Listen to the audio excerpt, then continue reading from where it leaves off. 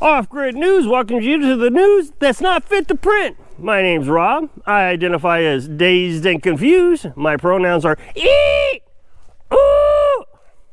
I appreciate the TikTok user for giving me that one. Last news broadcast, I informed you that CNN is developing a misinformation team. Here's what I reported. Roll tape. CNN announces a new team dedicated to covering misinformation.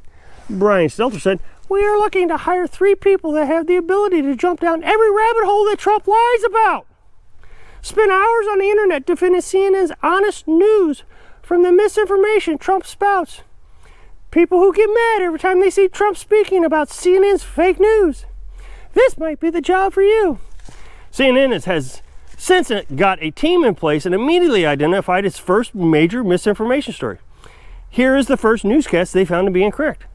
"Hello, welcome to Reliable Sources. I'm Brian Stelter. Joe Biden's approval rating is 70%.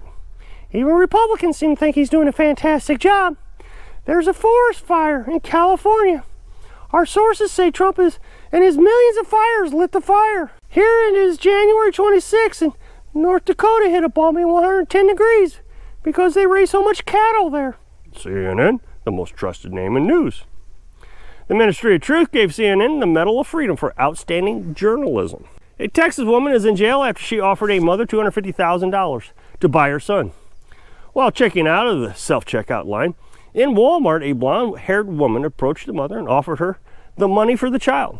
After the woman was arrested, she confessed to buying her mom, her dad, and her husband. She just wanted to have a complete family with the young child. Leaving one man to say, "If you buy a wife and you get tired of her, can you return her for a full refund, or is there a restocking fee?" NBC was disappointed to learn that most Americans see the country going in a downward trend in a new poll. NBC said, "We have worked very hard to show the country is going in the right direction in the last 12 months, but it seems our efforts have not paid off. And with only 10 months until the midterm elections, it is likely the voters will kick the party of democracy out and choose a party of dictatorship. If Republicans take over Congress, Senate, and many governor's offices throughout the country, it is quite likely the people will feel a sense of freedom. Trump will have no choice but to take over the country and appoint himself as king." The Ministry of Love gave NBC a Medal of Freedom for outstanding journalism. CNN's Brian Stelter reports, Treasury Secretary Janet Yellen said inflation should get better soon. It should be at 10 to 12% instead of the current 7 by July. This is exciting times, she explained. The Ministry of Plenty is proud of the Treasury Secretary for a job well done. Dr. Fauci said, "I'm confident the states will reach peak of Omicron in mid-February." Dr. Fauci said, "I see no end in sight for Omicron." The Ministry of Peace said there is no claim that war with Russia is inevitable. If the war does break out between Russia and the U.S., the Ministry of Truth will ensure that you don't know about it unless it benefits the government. The CDC warns U.S. travelers to avoid more than 100 countries due to Omicron. Despite warnings, rebellious Americans ignored these warnings. The Ministry of Plenty said these Americans have a fulfilling life right now in their homes wearing the N95 mask. It is unacceptable to travel against the CDC's advice. Hold on just a minute, wow. This just in. Congress just read the book 1984 and as a result developed 4 new departments called ministries. The president will delegate all his authorities to these departments. The ministries are as follows. The Ministry of Truth. This department will make determination of misinformation by portions of the populace. Ministry of Peace during time of war will promote propaganda to the populace. Ministry of Love is responsible for enforcing loyalty to Big Brother. Ministry of Plenty maintains a state of perpetual poverty, scarcity, and food shortages while convincing the populace that they're living in a state of unprecedented prosperity. Gas prices in the United States could rise as high as $4 a gallon in 2022. It looks like our new Ministry of Plenty is doing a really good job already. Do you think they believe me? Joe Biden announced that the 2022 midterms will not be a legitimate election since the voting rights bill failed to pass in the Senate. Funny how one president says it and he's impeached and kicked off social media for saying it, but another president says it and he is revered for saying it. How do these people forget this bull so fast? The highly organized, well-oiled machine called the IRS announces that the 2022 tax season will be a mess. expect poor services and delayed refunds. The IRS said while it appreciates customers giving them money for nothing in return, it will have difficulty keeping up this year because so many people tried to start their own side hustle jobs during the pandemic to stay afloat. It would have been better if people would have just stayed home instead of trying to earn money. These people have one job: collect money. Why do the government make everything so hard? I wonder, how much money does it take to collect money? The Ministry of Peace said war with Russia is imminent because, well, you know, it's been a few months since we had a good war, and this one's going to be even more entertaining because it will be against a real army with real tanks and real planes and real warships and real submarines and real nuclear weapons. Wow, this one's going to be awesome. Now, wait one gosh darn minute. Didn't they just say the war wasn't imminent just a few minutes ago in this broadcast? Hold on. This just in. The Ministry of Truth said there is no evidence that the Ministry of Peace said war was avoidable at the beginning of this news broadcast. The U.S. is putting together a global strategy to increase gas production if Russia invades Ukraine. Our sources say the U.S. will distribute all its gas throughout the world. The source continues to say that this will be a win-win for the U.S. and the rest of the world. The strategy will force the U.S. to end our dependence on natural resources while giving other countries all the gas they need. How in the world are we going to win a war without gas? Don't our weapons run on gas? Hold on just a minute. This just in, the Ministry of Peace said that they have no intentions of winning the war. We just like being in war. Winning wars are too much work. Babylon Bee reports that stores are refusing to sell chicken noodle soup after rumors virus patients are using it to feel better. Dr. Fauci said, a mandate to limit chicken noodle soup was recommended by the CDC. Soup is giving people a false sense of security and leading to violent overdoses. Here is a reminder of headline news, if in case you forgot. Virus, virus, virus, virus, virus, virus, virus, virus, virus, virus, virus, war, virus, virus, war, virus, virus, war, virus, war, war, virus, war, war, virus, war, war, war, war, war, war, war, war, war, war, war.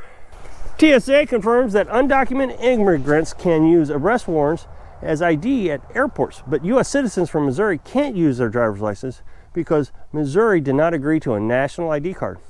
Well, that makes complete sense. Wonder if I can use my traffic ticket instead, because I had to go see my sick grandma, who's 87. She has the virus.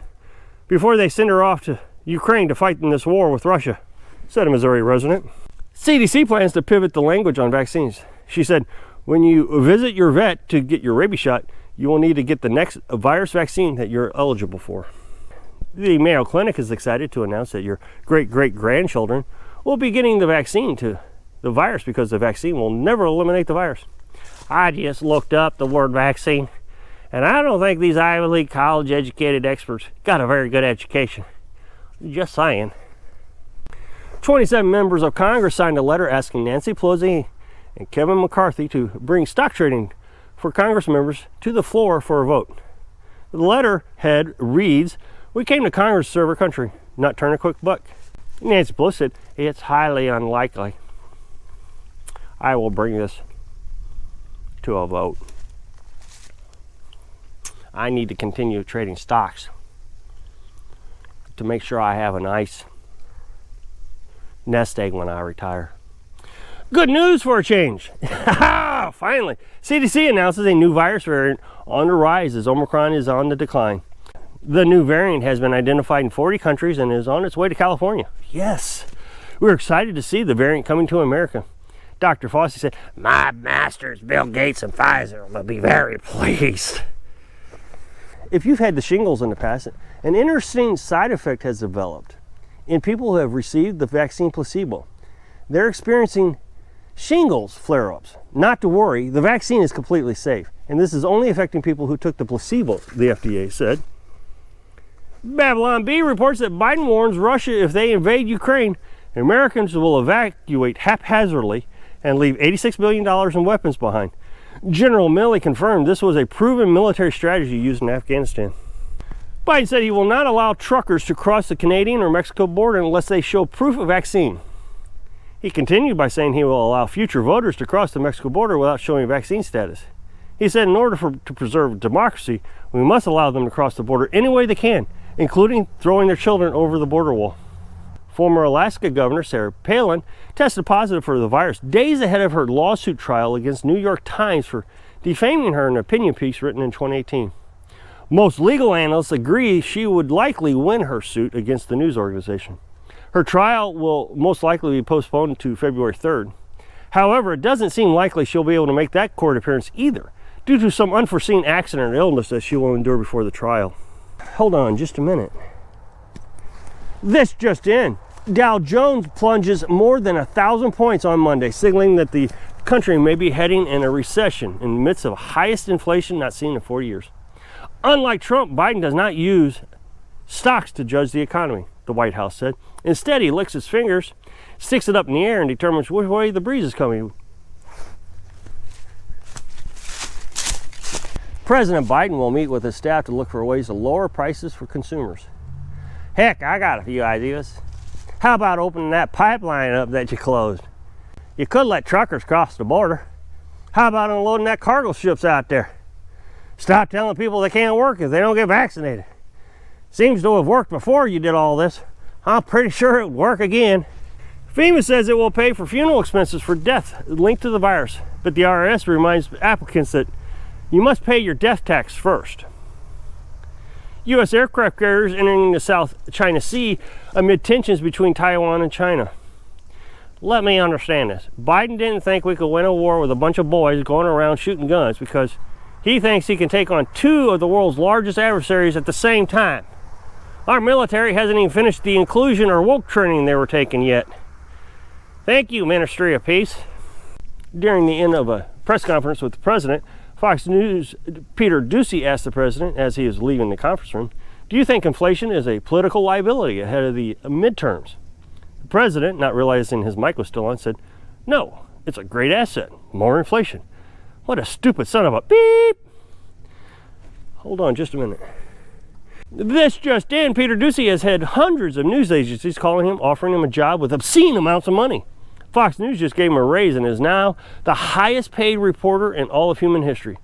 Doocy said it pays to be stupid and a son of a dog. I have an update to a story I told you about during our last broadcast that monkeys that had escaped from a truck carrying them to a lab roll tape. A truck carrying 100 monkeys crashed in Pennsylvania with several other monkeys missing. They were being delivered to a lab. The small town of 500 people were being quarantined. General Donald Sutherland, General Morgan Freeman, Colonel Dustin Hoffman, and Major Cuba Gooding Jr. will be in charge of the Army hospital and quarantine procedures. The deadly Mataba virus that was created in a lab during the Vietnam War will kill its victims in just a matter of hours. It is likely that General Donald Sutherland will eradicate the virus and the town with a bomb called the Blue 82 Daisy Cutter. There is a concern, though, that Colonel Dustin Hoffman and Major Cuba Gooding Jr. will try to interfere with the aircraft, codenamed Sandman, that will deliver the Daisy Cutter. Welcome back. Gateway Pundit is now reporting that CDC is monitoring local residents for cold-like symptoms following a crash of a truck carrying 100 CDC monkeys. These monkeys were being transported from an island country called Mataras off the coast of Africa to the CDC lab. Off-Grid News is very excited that we are getting as good as Babylon Bee at predicting the future with satire. So that's all your news that's not fit to print. Please share this with your friends on other social media sites. It sure does help. Click subscribe so you can get future updates. Thanks for watching.